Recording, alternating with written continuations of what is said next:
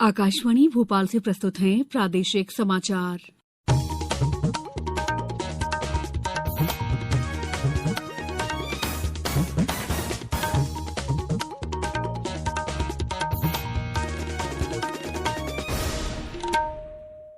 नमस्कार, समाचारों के साथ मैं दीपा सिंह। सबसे पहले मुख्य समाचार। खजुराहो में कल से G20 संस्कृति कार्य समूह की पहली बैठक का आयोजन। प्रधानमंत्री नरेंद्र मोदी ने युवाओं से पर्यटन ग्राम प्रतियोगिता में भाग लेने की अपील की। मातृ वंदना योजना में प्रदेश ने देश में हासिल किया पहला स्थान। और प्रदेश के सभी जिलों में आगामी गुरुवार को होगा रोजगार दिवस कार्यक्रमों का आयोजन। अब समाचार विस्तार से।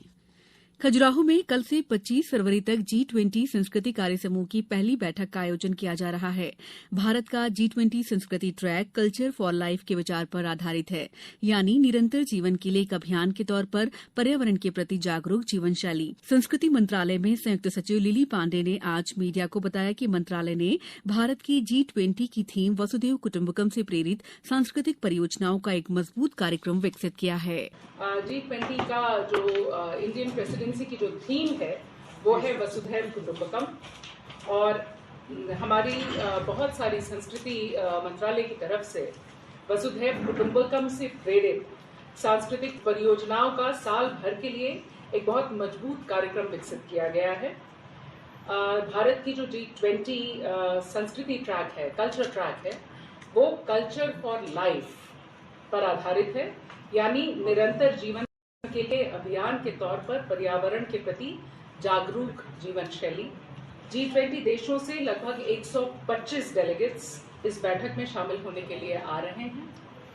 G20 में जैसा कि आपको विदित है 20 देश हैं, 9 हमारे मेहमान देश हैं, गेस्ट कंट्रीज हैं, और संस्कृति ट्रैक के लिए, कल्चर ट्रैक के लिए हम लोगों ने 7 इंटरनेशनल ऑर्गेनाइजेशंस को आमंत्रित किया है। तो इन सब के डेलीगेट्स कल हमारे यहाँ मतलब खजुराहो में अब तो वो सारे लोग यहाँ पे 22 तारीख को पहुँच रहे हैं खजुराहो इस बैठक में सम्मिलित होने के लिए। बैठक के दौरान आदि वर्त संग्रहालय का उद्घाटन होगा। वहीं महाराजा छत्रसाल कन्वेंशन सेंटर में प्रदर्शनी लगेगी। ये प्रदर्शनी लोगों के अवलोकन के लिए 25 से 28 फरवरी तक खुली रहेगी। इस दौरान मुख्यमंत्री शिवराज सिंह चौहान G20 के प्रतिनिधियों से चर्चा भी करेंगे। प्रधानमंत्री नरेंद्र मोदी ने नागरिकों, विशेषकर युवाओं से सर्वश्रेष्ठ पर्यटन ग्राम प्रतियोगिता में भाग लेने और देश की बड़ी पर्यटन क्षमता का प्रदर्शन करने का आग्रह किया है। इस प्रतियोगिता का उद्देश्य उन गांवों को शामिल करना है जो स्थानीय कला, संस्कृति और जीवन शैली को बढ़ावा देते हैं। इस प्रतियोगिता से आर्थिक, पर्यावरणीय और सामाजिक स्थिरता, बुनियादी ढांचे तथा संपर्क, स्वास्थ्य और सुरक्षा सहित कई अन्य क्षेत्रों का भी मूल्यांकन हो सकेगा।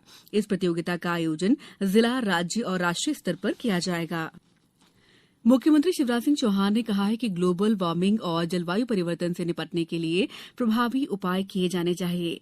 आज भोपाल के कुशाभाऊ ठाकरे सभागार में इंदौर नगर निगम द्वारा जारी ग्रीन बॉन्ड की नेशनल स्टॉक एक्सचेंज में लिस्टिंग के लिए आयोजित कार्यक्रम को संबोधित करते हुए उन्होंने कहा कि इंदौर नगर निगम क्षेत्र के जनप्रतिनिधि, अधिकारी और इंदौर वासियों ने इस दिशा में प्रभावी कदम उठाए हैं।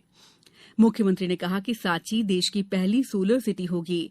वर्ल्ड हेरिटेज सांची अंतर्राष्ट्रीय सौर दिवस 3 मई को सोलर सिटी बनेगा, जो पर्यावरण को बचाने की दृष्टि से बड़ी उपलब्धि होगी।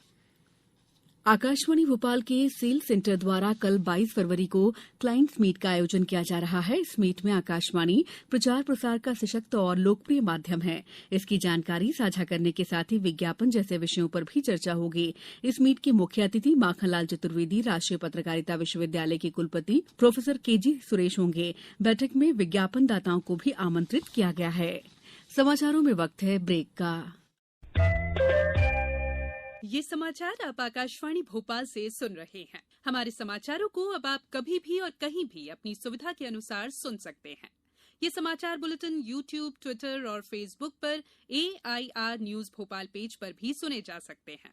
इसके अलावा आप हमारी वेबसाइट newsonair.nic.in पर अथवा AIR न्यूज ऐप पर भी समाचार सुन सकते हैं। ब्रेक के बाद समाचारों में आपका एक बार फिर स्वागत है। केंद्रीय महिला बाल विकास मंत्री स्मृति ईरानी ने प्रधानमंत्री मातृ वंदना योजना में मध्य प्रदेश के देश में प्रथम आने पर मुख्यमंत्री शिवराज सिंह चौहान का अभिनंदन किया। केंद्रीय मंत्री ने प्रदेश में बच्चों और महिलाओं के लिए संचालित नवाचारी योजनाओं के लिए मुख्यमंत्री श्री चौहान की संवेदनशीलता की सराहना की। केंद्रीय मंत्री ने कहा कि मध्य प्रदेश अन्य राज्यों के लिए भी उदाहरण बनेगा। वे आज नई दिल्ली से महिला बाल विकास विभाग की योजनाओं की समीक्षा कर रही थीं। बैठक में मिशन वात्सल्य, चाइल्ड हेल्पलाइन, मिशन शक्ति, वन स्टॉप सेंटर, शक्ति सदन, सखी निवास, पालना योजना तथा निर्भया में जारी गतिविधियों की समीक्षा की गई। प्रदेश में 23 फरवरी को सभी 52 जिलों में हो रहे रोजगार दिवस कार्यक्रमों में लोगों को स्वरोजगार के लिए वित्तीय सहायता उपलब्ध करवाई जाएगी। राज्य स्तरीय रोजगार दिवस कार्यक्रम उज्जैन जिले के महिदपुर में होगा, जिसमें मुख्यमंत्री शिवराज सिंह चौहान चयनित युवाओं को स्वरोजगार स्थापना के लिए वित्तीय राशि के चेक और स्वीकृति पत्र वितरित करेंगे। एमएसएमई सचिव और उद्योग आयुक्त पी नरहरि ने बताया है कि 1 अप्रैल 2022 से 16 फरवरी 2023 तक 28,32,475 लोगों को वित्तीय सहायता प्रदान करने के साथ ही स्वरोजगार स्थापित कराया जाकर देश में कीर्तिमान बनाया है। केंद्र सरकार ने ई नीलामी के माध्यम से भारतीय खाद्य निगम से 20 लाख टन गेहूं खुले बाजार में बिक्री के लिए जारी रखने की घोषणा की है। आरक्षित मूल्यों में कमी के साथ 20 लाख टन गेहूं की अतिरिक्त उपलब्धता से गेहूं और उससे बने उत्पादों के बाजार मूल्य को कम करने में मदद मिलेगी। उपभोक्ता मामलों के मंत्रालय ने कहा है कि अब तक खुला बाजार बिक्री योजना 2023 के अंतर्गत 50 लाख टन गेहूं जारी करने का निर्णय लिया गया था। मंत्रालय ने कहा, खुला बाजार बिक्री योजना नीति 2023 की घोषणा के बाद गेहूं और आटे की कीमतों में कमी आई है। चारधाम यात्रा के लिए तीर्थयात्रियों का ऑनलाइन पंजीकरण आज से शुरू हो गया है। गंगोत्री और यमुनोत्री धाम की यात्रा की औपचारिक घोषणा तक तीर्थयात्री बद्रीनाथ और केदारनाथ धाम का पंजीकरण करा सकेंगे। इससे तीर्थयात्रियों को न केवल घर से पंजीकरण कराने में मदद मिलेगी, बल्कि मंदिर के खुलने को लेकर भी पूरी जानकारी मिलेगी। उत्तराखंड में हिंदू देवताओं और भारत की पवित्र नदियों को समर्पित 4 पवित्र तीर्थस्थल हैं। चारों तीर्थस्थल गढ़वाल क्षेत्र में स्थित हैं। अब कुछ समाचार संक्षेप में। जबलपुर की मुख्य रेलवे स्टेशन को एयरपोर्ट की तर्ज में आधुनिक रूप से 300 करोड़ की लागत से विकसित किया जाएगा। ये बात सांसद राकेश सिंह ने पश्चिम मध्य रेलवे के अधिकारियों के साथ हुई समीक्षा बैठक के बाद पत्रकारों से कही। प्रधानमंत्री आवास के क्रियान्वयन में कटनी जिला प्रदेश में दूसरे स्थान पर है। इंदौर जिले में अनुसूचित जाति के बेरोजगार युवाओं को उद्योग व्यवसाय स्थापना के लिए 10,000 रुपए से लेकर 50 लाख रुपए तक का ऋण उपलब्ध कराया जाएगा। खंडवा में इंदिरा सागर जलाशय के मछुआरों की आपात स्थिति में सहायता हेतु 4 सीटर वाटर एम्बुलेंस और लगभग 800 वर्ग फीट के फ्लोटिंग प्लेटफॉर्म का वन मंत्री डॉ कुंवर विजय शाह द्वारा आज शुभारंभ किया गया। झाबुआ में जनसुनवाई के दौरान कलेक्टर द्वारा जिले के दूरस्थ क्षेत्रों से आए ग्रामीणों की समस्याओं को सुना गया और तत्काल निराकरण के निर्देश दिए गए। आयकर विभाग यूफ्लेक्स लिमिटेड से संबंधित 60 से अधिक स्थानों पर तलाशी ले रहा है। सूत्रों के अनुसार उत्तर प्रदेश, दिल्ली, गुजरात, महाराष्ट्र, मध्य प्रदेश, पश्चिम बंगाल, जम्मू कश्मीर, हरियाणा, तमिलनाडु, उत्तराखंड और हिमाचल प्रदेश में छापेमारी की जा रही है। ये छापे टैक्स चोरी से जुड़े हुए हैं। इस बुलेटिन में इतना ही। दीजिए इजाजत। नमस्कार।